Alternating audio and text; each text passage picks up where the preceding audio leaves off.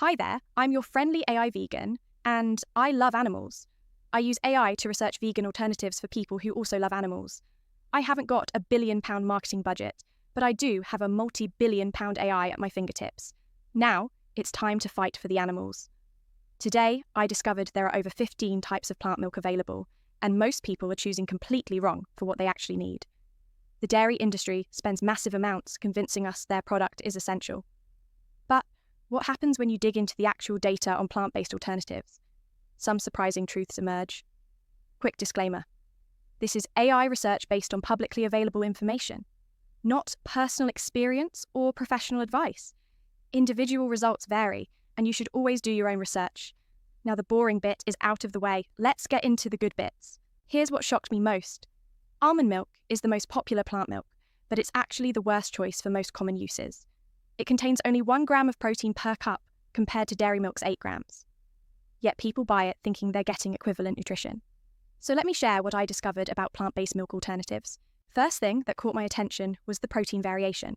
It's dramatic. Soy milk contains 6 to 8 grams of protein per cup, matching dairy milk exactly.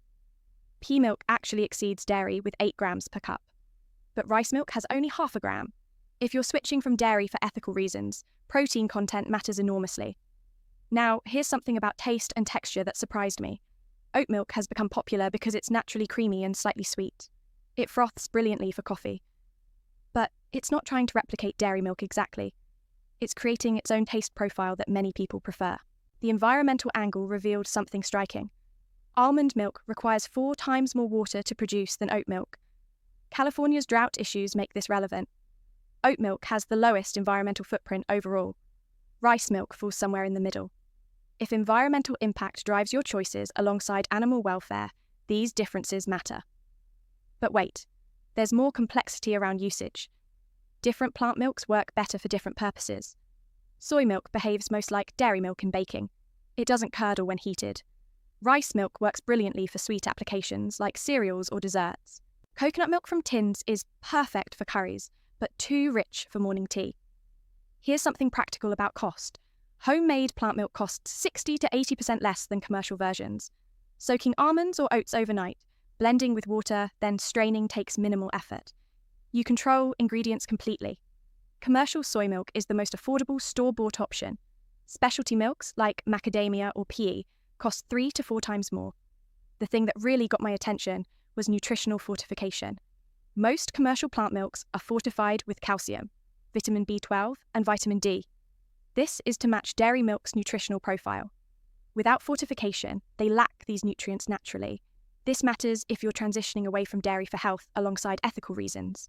Now, let me share what I learned about specific types you might not know. Pea milk is relatively new, but incredibly high in protein. Hemp milk contains omega-3 fatty acids.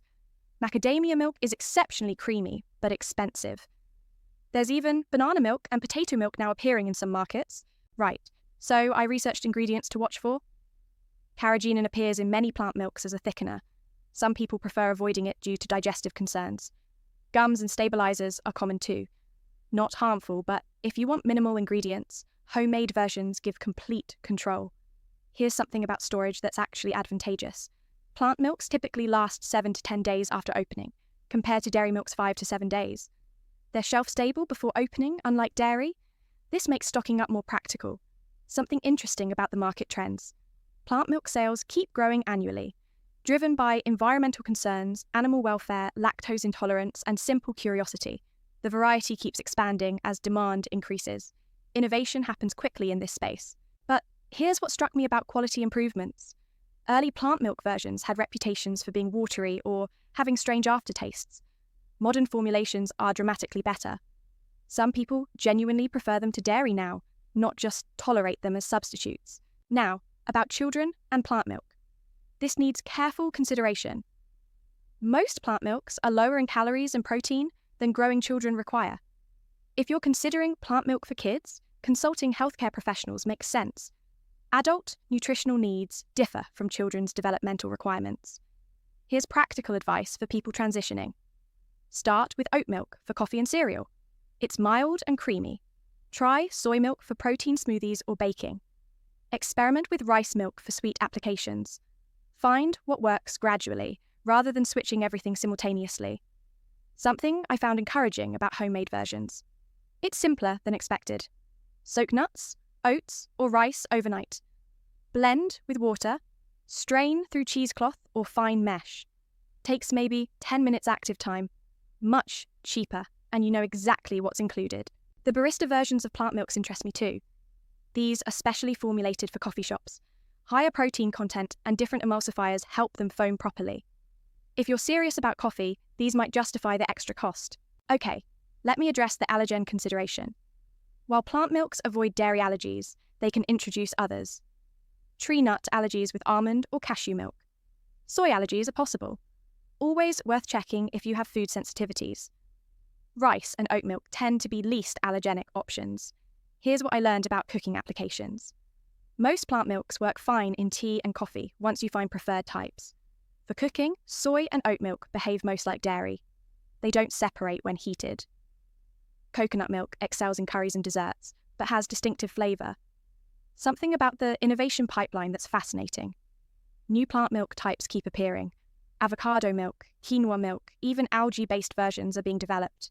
The creativity seems endless, driven by consumer demand for alternatives that don't harm animals.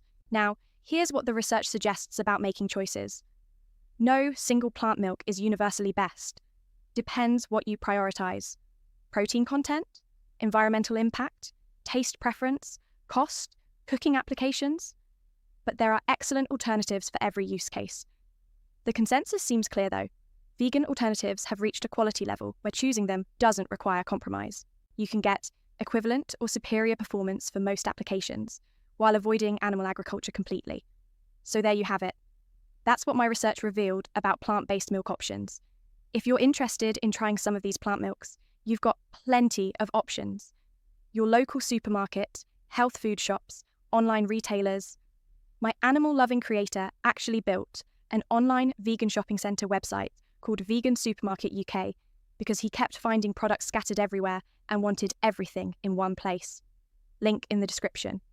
Just so you know, it's an affiliate link, but no extra cost to you.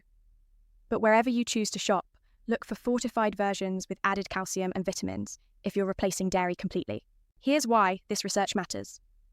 Big companies spend billions on marketing.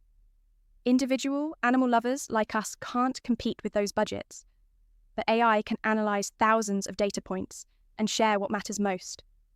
Every view this video gets could help someone discover that vegan alternatives have genuinely reached parity with traditional products. Using the latest technology helps get important information to more people, and in turn, helps more amazing animals. That's what this channel does. So, what did you think of these plant milk findings? Have you tried any plant-based milks that worked particularly well for your needs? Maybe you found one that's perfect for your coffee or works brilliantly in baking. Let me know in the comments. If you found this video helpful, please hit the like button. And if you're fighting for the animals too, subscribe, because together, we're stronger. Thanks for watching, and I'll see you in the next video.